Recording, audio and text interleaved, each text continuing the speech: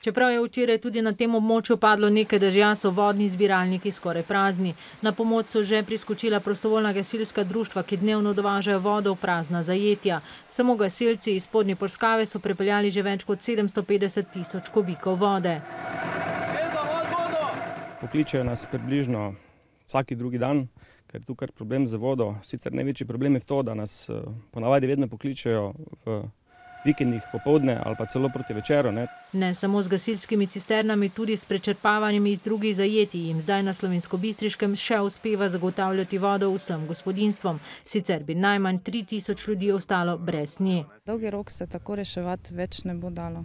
Nekje bo treba zaloge vode poiskati druge, poiskati nove vrtine, nove vire, tudi po Pohorju. Zato so že začeli pridobivati ustrezna dovoljenja, vendar so postopki dolgotrajni.